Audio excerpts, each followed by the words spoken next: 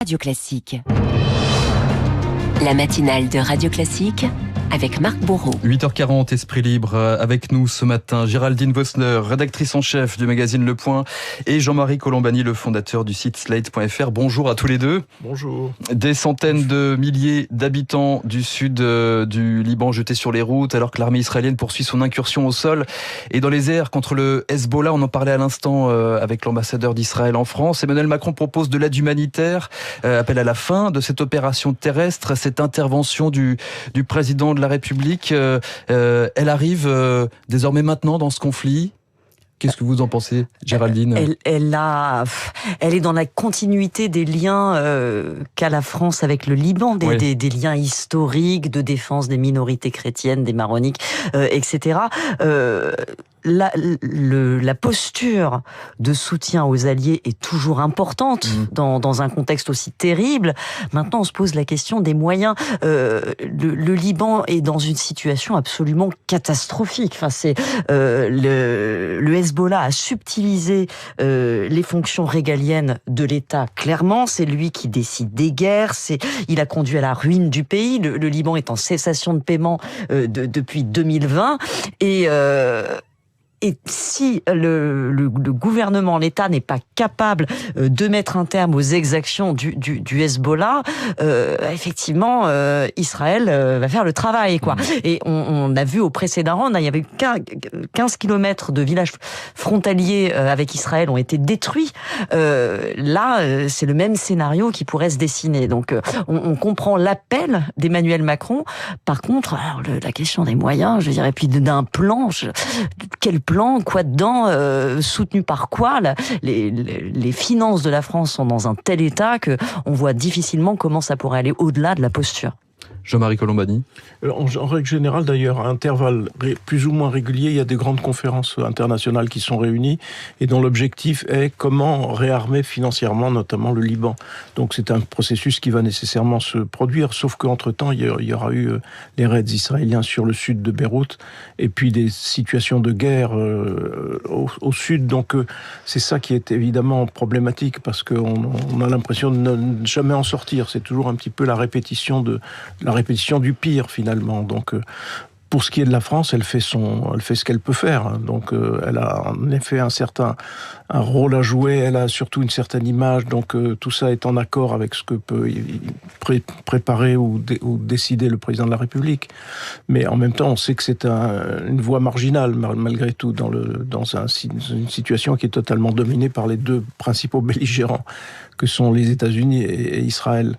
En plus, je pense qu'il y a évidemment une mauvaise relation en ce moment entre Netanyahou et le président de la République, donc ça ne doit pas faciliter les choses, même si il doit y avoir aussi quand même un consensus pour que une action telle que celle de la France soit malgré tout entendue, si peu que ce soit, mais qu'elle soit malgré tout entendue. Juste une petite parenthèse institutionnelle, un petit écart pour parler de nos institutions. Le président de la République, après la dissolution, a tout perdu, sauf le pouvoir. On a quelqu'un qui a été, au fond, rayé de la carte par la dissolution qu'il a prononcée lui-même, et qui, pour autant, n'a perdu aucun de ses pouvoirs. Il nomme à peu près qui il veut au gouvernement, il décide absolument ce qu'il veut. En début de semaine, il a adapté la doctrine de dissuasion française. C'est un morceau énorme. C'est dans les prérogatives qui sont celles d'un gouvernement et d'un président. Mais il l'a décidé seul. Et donc, il n'a paradoxalement, peut-être jamais eu autant de pouvoir.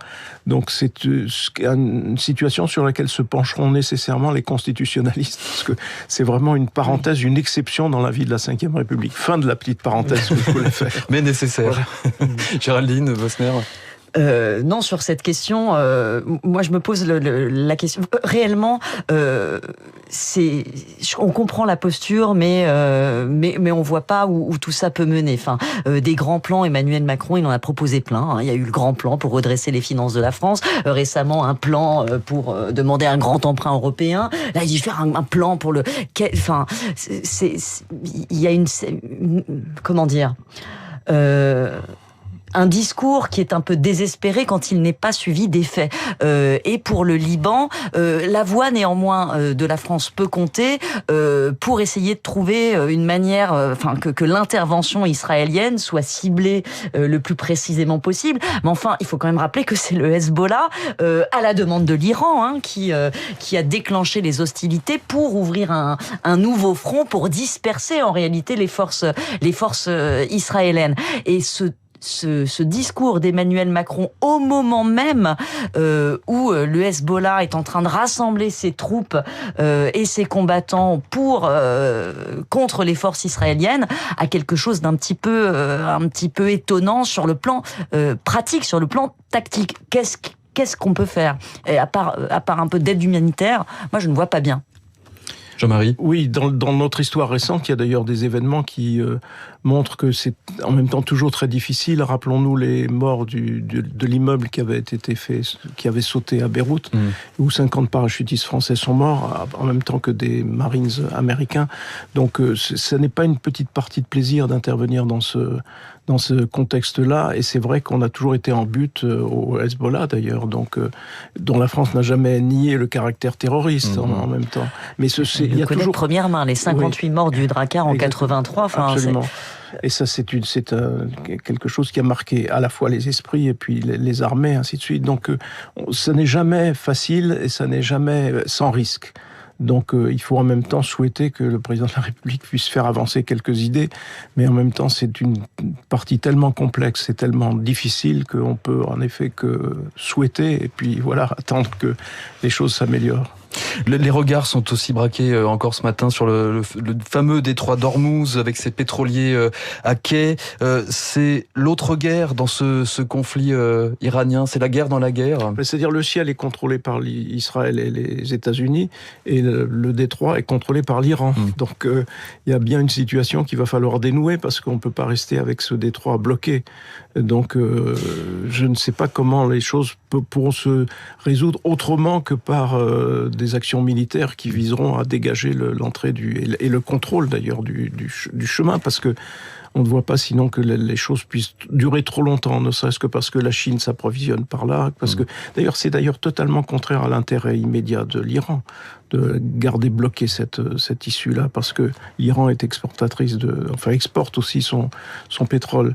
Mais en même temps, je ne vois pas qu'on puisse rester longtemps dans une situation où le ciel serait contrôlé par les uns, le détroit par les autres. Non, ceux qui maîtrisent le ciel vont chercher à maîtriser également le détroit, ça me paraît inévitable. C'est un enjeu majeur parce que la donne a complètement changé par rapport aux situations qu'on a pu connaître dans les décennies précédentes et qui ont d'ailleurs empêché des guerres. Les États-Unis, pendant des années, des décennies, ont été dépendantes du pétrole, et notamment du pétrole du Moyen-Orient.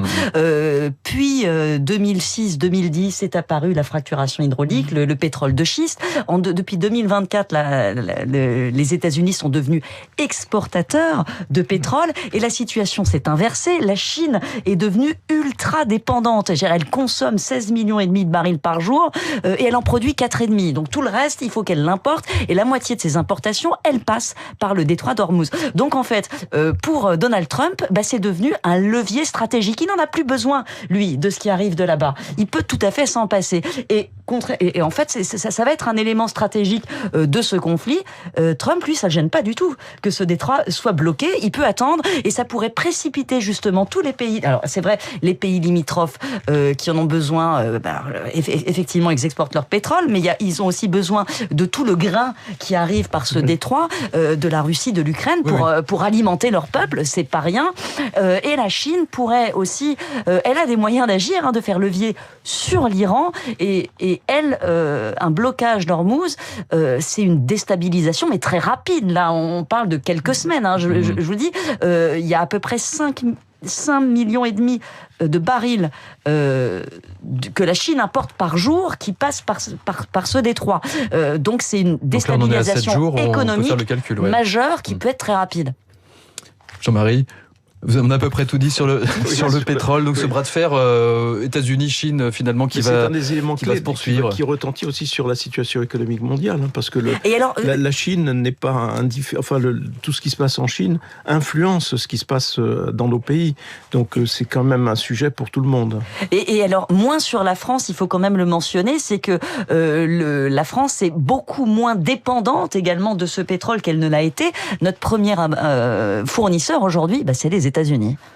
À suivre. Donc, c'est le sondage, vous parliez de la France justement, Géraldine, c'est le sondage choc à 15 mois de la présidentielle 2027, du moins une photographie selon IFOP Fiducial pour le Figaro. Sur 10 configurations, le RN reste en tête au premier tour, loin devant, il est autour de 36-38% selon les cas. Qu'est-ce que ça signifie? Le match est déjà gagné? C'est-à-dire que vous dites un sondage choc, mais tous les sondages se ressemblent, c'est à chaque fois le même choc. Et c'est ça qui est frappant dans la situation actuelle, c'est que cette répétition et cette stabilité des intentions de vote déclarées en faveur du Rassemblement national, avec un candidat ou une candidate interchangeable, parce que si vous mettiez Marine Le Pen ou Jordan Bardella, le résultat est à peu près le même. Et donc c'est une des grandes caractéristiques de la situation politique française aujourd'hui. Il y a ce blocage et ce bloc qui vote pour l'extrême droite, donc pour le Rassemblement national, et puis en face vous avez un bloc bien moins important, et qui est d'ailleurs en voie de réduction, qui votera LFI, la France Insoumise, et Jean-Luc Mélenchon. Et entre les deux, tous les autres sont écrasés ou sont encore une fois comme paralysés, parce que là où il faudrait de l'unité, il y a une espèce de dispersion gigantesque, et cette dispersion garantit d'ailleurs la stabilité des extrêmes. Donc combien de temps cela va-t-il durer? Pour le moment, la campagne n'est pas engagée. On est à 15 mois. Oui, même si dans le passé récent, les campagnes s'engageaient plus tôt. Là, il y a les municipales qui vont passer, on verra ce qu'on peut tirer comme enseignement.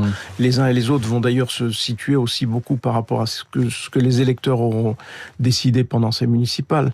Et puis, est-ce que entre les deux extrêmes, est-ce qu'ils vont enfin s'organiser? Qui va s'organiser? Qui va émerger?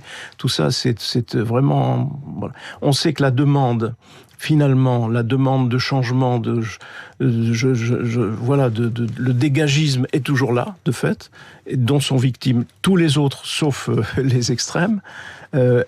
Comment sortir de ce dégagisme autrement qu'en suscitant des personnalités et des projets qui figureront une alternative, une alternance, et qui pourront l'incarner? On est très loin pour le moment. On est pour le moment dans la liste de toutes celles et ceux qui veulent concourir. Et c'est assez pathétique d'une certaine façon, parce que ça ne répond en rien à la demande du pays, qui est une demande concrète, de projet, et non pas de course de chevaux comme on l'assiste aujourd'hui. Géraldine? Oui, on sent une espèce de toute façon de grand sentiment de dégagisme qui risque aussi de s'exprimer au municipal, et c'est seulement après les municipales que les choses vont se cristalliser, notamment parce qu'on va avoir une idée peut-être un peu plus nette des stratégies d'alliance qui sont aujourd'hui pas enclenchées du tout, figées. On voit qu'il y a des discours nationaux qui vont évoluer après les municipales, parce que dans les faits, par exemple, la France Insoumise fait alliance avec le Parti Socialiste ou les écologistes sur le terrain. Cette alliance, elle peut toujours se reconstituer dans la perspective d'une présidentielle. On sent une tentation aussi du groupe présidentiel, de Renaissance, de faire des mouvements vers le Parti Socialiste jusqu'au Parti Communiste, etc. Tout ça n'est pas encore enclenché en réalité. Par contre, ce qui est intéressant dans ces sondages, c'est qu'on voit le socle effectivement du Rassemblement national qui est beaucoup plus solide qu'il ne l'a été par le passé, et qui s'est étendu notamment à des catégories sociales qui lui étaient réticentes jusqu'à présent, les personnes âgées et globalement la France qui travaille, les ouvriers, les employés, les catégories professionnelles. La France qui bosse aujourd'hui, elle vote RN. Esprit libre avec nous ce matin, Géraldine Vosner, rédactrice en chef du magazine Le Point, et Jean-Marie Colombani, le fondateur du site Slate.fr. On se quitte avec un extrait de Michel Houellebecq qui revient en musique 26 ans après son premier album. L'écrivain signe Souvenez-vous de l'homme. Ça sort aujourd'hui. Les paroles de Michel Houellebecq, la musique de Frédéric Lô dans ce morceau. Il chevauchait le vent. Merci à tous les deux. À la semaine prochaine. Et rendez-vous demain à 8h, mon cher Jean-Marie Colombani, pour commentaire. Absolument.